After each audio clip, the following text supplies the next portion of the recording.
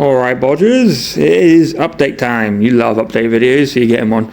Right, basically, straight into the action, and we've done the sill. I say we, I've had a unprofessional brother of mine come along and help. Yes, it's probably not the neatest thing you've ever seen, but it is completely solid, which is good.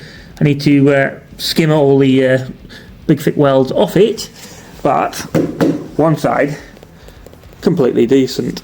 Obviously this needs for the rest of the filler doing on it and all that kind of stuff, but still, progress is progress. So we've still got to do the same on this side. So the outer side of this sill is on, as you remember from a long time ago, so it's just the inner side. We'll do the same thing again as soon as he's next available, or when I get a chance I'll get under and do it myself. Other than that, I've also managed to get everything connected under here.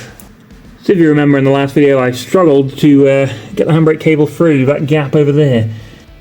And as one of the nice subscribers have pointed out, I've got a Mark 1 subframe for some reason on this thing. Who knows its history?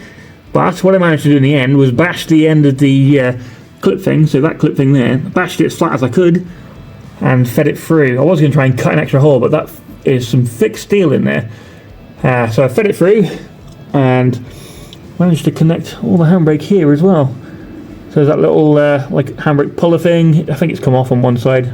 No, it's just unlevel.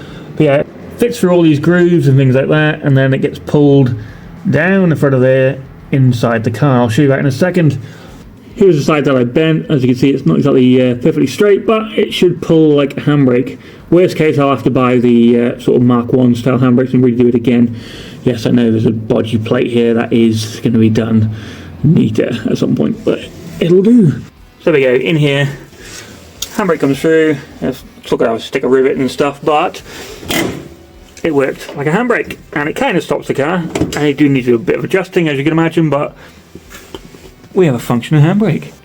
Also, eagle-eyed viewers would remember this door did stick out quite badly, but managed to get it on pretty decent. Nothing like a bit of hammering like a madman, but that's pretty tidy. It's a bit sticky here, as you can kind of hear, but it's all minor adjustments, and we still need to attempt the hard job of welding in the other frame with the glass so we can have glass, but that is going to be a later problem because that's more, well, it's not cosmetics, but we've got more important things. Slam.